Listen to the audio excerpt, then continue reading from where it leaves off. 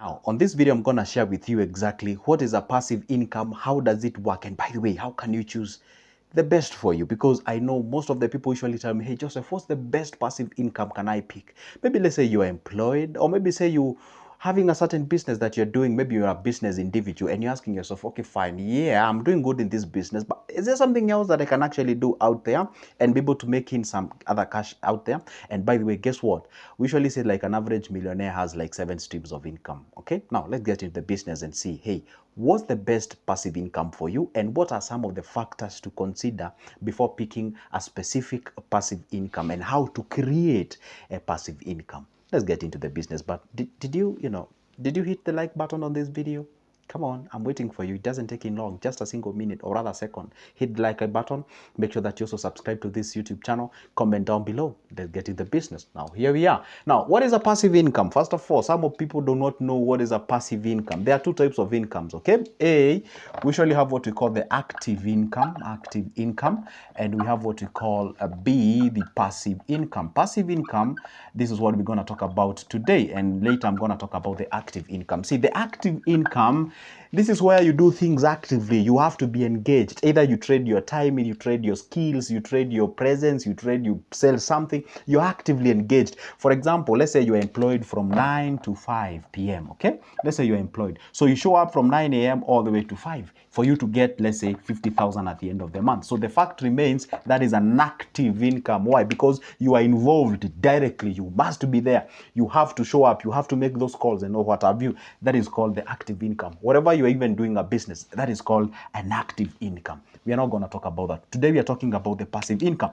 Passive income is whereby you don't have to make calls, you don't have to follow up, you're just out there. The money is what literally we said here is the money working for you. That's for sure. Now, the point is either the money works for you or a system that you have created is working for you to generate you the cash. It's as simple as that. So the passive income is the dream of majority of the people. And this is what happens.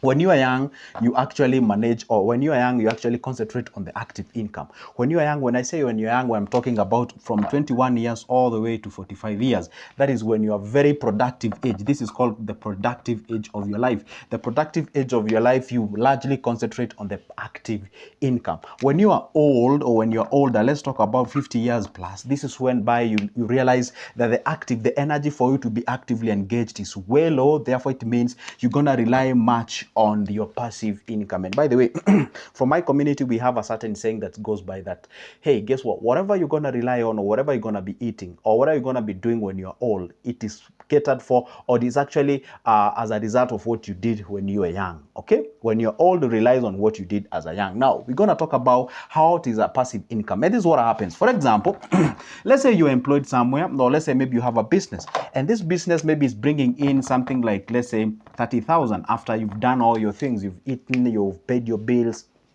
and what have you. That is what we call there is this excess cash of 30,000 at the end of the month that usually get it out there. We can call it a disposable income, depends on how you define it. Or maybe let's say you're employed somewhere, you can get maybe let's say 5K per month that after you've paid your bills, your rent, your what have you, there is like a 5K that is remaining out there. Now the question is this now, well, instead of having this money lying idle in a bank or whatever the place, how can I use this money to make some cash out of it?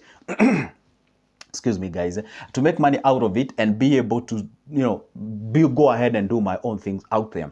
Now, that's what we call the passive income. Now, what happens on the passive income? Again, what you do is you take the money that you have, you put in an investment. And the investments here, I'm not going to talk about the investments. I have been talking about this investment like a million times. And I know you know what I'm about to talk about. The MMMs, the bills, the bonds, the circles, the shares, and what have you. All those areas where you can be able to put that cash.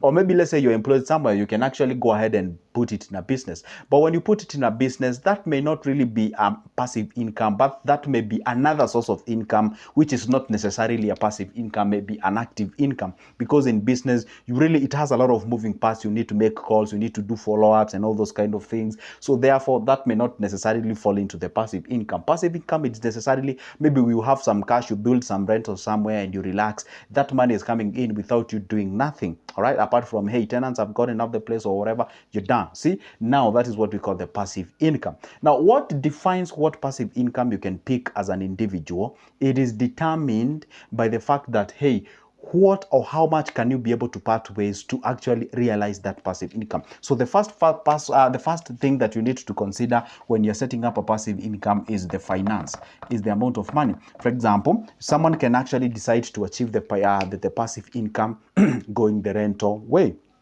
And going the rental way, obviously you need a little bit of a huge cash, because hey, you know what, real estate, it's a capital intensive investment, but at the end of the day you can be able to make some cash out there. So ask yourself, yeah, on the areas of finance, how can I be able, or how much can I be able to set aside, maybe say monthly, weekly, or maybe yearly, and be able to invest and get something at the end of the day. So in finance is a very, very, very, very primary thing that you need to understand. The other thing that you need to consider before setting a passive income is your time, or should I call it availability. Availability is a thing called, hey, guess what, I'm employed, let's say from 9 to 5. My active hours in a day is actually gone, so I'm remaining with like 2 or 3 hours before the dark shows up or something. Now, how can I be able to leverage on that 2 or 3, 4 hours out there? And by the way, whatever I'm going to start, what extent does it require me? To what extent does it need me, so that at least you can be able to make a decision that, hey, guess what, I'm gonna go ahead and do this business. Well, again, business may not necessarily fall under passive income, but there are people who perceive that kind of a business as a passive income, especially when you delegate the responsibilities to a point whereby you're almost not needed in that business and it is making money for you. At that particular point, it can actually fall into the passive income, and that one it can actually be determined by what we call the time you have for that specific business. All right. The other thing that you need to consider again when you're setting up a passive income is, how much are you targeting?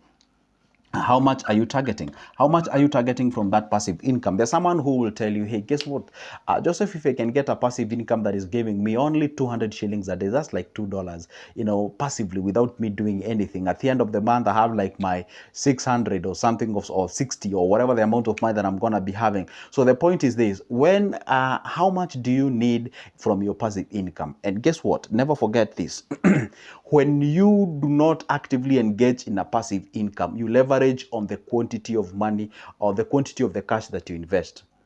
I'm going to repeat. Never forget this. When we talk about the investment, they usually have low risks and they usually have what we call the low returns. Therefore, it means you can only leverage on the amount of money that you invest, so that you can actually have more money out of it. That's why maybe say, if you want to get a lot of money in terms of the passive income, you need to put a lot of money. And if you do not have that a lot of money upfront, then you can be able to build that portfolio of investment. You can actually keep on pumping in cash. You pump in more cash. So let's say maybe your target is to get something like let's say 50,000 at the end of the month from your passive income, and maybe say you want to achieve this passive income, maybe using something like a treasury bonds. Okay, treasury bonds. Then you ask yourself, how much are they giving in terms of the interest rate? Okay, interest rate. So if they're giving you, say, 13%, for example, just throwing crazy numbers out there. So say if they're giving you 13%, let me just use a very simple. I know right now treasury bonds is around 16%, but I'm just using this percentage for the purposes to use a simple explanation.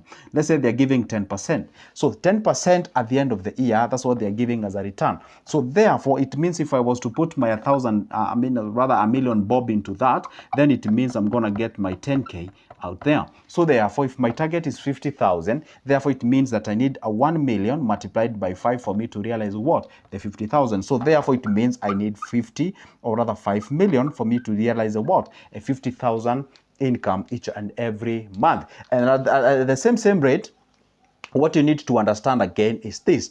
From this amount of money that you've invested here, I know it may sound crazy, especially maybe say you are earning quite over a small amount of money. What you do, you actually take your time. Remember, there was something that I gave you. If you were to invest 5,000 continuously for the next 10 years in a compounding manner, you're going to have yourself a million bob in 10 years. That's for sure. So therefore, it means even this 5 million that may sound like it's a huge thing to achieve, it is really not, because you can actually embark on saving aside, let's say even if it's 2,000, 3,000, 5,000, continuously in a certain basket of investment, continuously compounding in a compounding way in a period of 2, 3, 4 years, you're going to have yourself a crazy passive income. Because what you're supposed to do, before you transit from the active age of productivity to the passive one, you ought to have created yourself a good passive income somewhere, especially if you're not employed, especially if you're not employed by the government, because at the end of the time, when you termed as retired, you ain't gonna get any pension. But if you're employed by the government, again, does not exclude you from actually having your own package of investment. So it is good when you understand these nitty-gritties, the finance, the how much can you set aside in terms of an investment in a certain given passive income. So if you have a couple of millions with you, you can go the real estate way. You can diversify that with things to do with the bills and bonds and MMF and what have you. If you do not have that, then have the target with you, then subdivide that, compartmentalize that target, and again, keep on pumping more money, and then assign that period of time, and then you can be able to realize that. Another thing is time or the availability. What can you actually do with that available time that you have? For example, let's say you usually have like 2 hours, early hours in the morning, or maybe let's say you usually have late hours in the evening. What exactly can you do? Some of this passive income may result or may need you to go ahead and acquire some skills. Let's say maybe you'd like to be something like a copywriter, or maybe you'd like to be a designer, that is a graphic designer, a photo editor, a video editor, or something of sort. Therefore, it means now instead of getting that cash directly to an investment, you can now invest directly by going to acquire a certain skill. You can either get these skills for free from the YouTube, whatever the skill that you need. YouTube is like a whole university, or you may decide to go ahead and subscribe to a certain payable courses that you can be able to learn that skill. Now later when you possess that skill, you can be able now to trade that skill at your passive time for you to be able to make that cash out there. Because never forget these words that I always tell you: money is always a reward given after solving someone's problem. And people tend to think like passive income, I just need to have nothing for me to achieve it. No, it doesn't work that way. And that's why I usually have some guys inbox me telling me, hey, you know what, Joseph, show me how I can be able to make money online. There is nothing like making money online. The thing is, what do you exchange for you to be able to make money online? And this is why most of the people fall into trap. Someone tells you or promises you heaven on earth, telling you, hey, guess what? I'm going to show you how to make money online on this or blah, blah, blah. And then maybe they tell you, pay this huge amount of money, you pay that huge amount of money, and by the time you realize, gone, it cannot even work. So the point is this: it is good to make sure that you understand, hey, for you to work online, and most of the people tend to think like passive income has to be online. It doesn't necessarily has to be online. Yeah, I know most of the income usually comes from the online, but doesn't have to be online. It can actually be offline. You can be able to invest in 1, 2, 3. Some people of you are working in towns and you can buy some 2 or 3 cows back home and you're doing the milking. That's another passive income, because it is not deterring you from doing whatever you're doing in a day-to-day activity. So, if there is a, sort of a whole package of way of looking at it for you to realize that passive income and how you can actually achieve it for you to grow yourself to the next level. And never forget this: do not rely on one source of income. Diversify, diversify, diversify. That is the whole point that I'll tell you. But you have to note this: most of the people, by the way, I should say all the people who are rich and wealthy outside this world, they never became wealthy by diversifying early. What they did is they picked one thing that they are well conversant with, they perfect on that specific thing, they became gurus on that specific thing. Once they understood that thing, now that's when they started to diversify. Because if you try to diversify early before understanding whatever you are doing, you become a jack of all trades and a master of none. So it is good to make sure that, hey, guess what? If you are a teacher, you've understood the aspect of teaching and what have you. How can you leverage on that teaching? How can you actually be able to have an online presence? How can you, don't confine yourself within the parameters of wherever you come from and something also. You are an engineer. Can you actually have what we call the consultancy firm, maybe say online and all those kind of things? People can call you and you can charge them and all those kind of things. So when you exhaustively that specific clean up package and you understand it fully, then it means that you can actually go ahead in future and be able to do what? To now diversify. Now, when we diversify is to safeguard our properties. But when we sort of, move in that specific line of direction, what we do is actually we are mastering it. We want to become the best out of it. Then we can be able to do what? Later, safeguard it. Those are the nitty-gritties that you have to understand when it comes to creation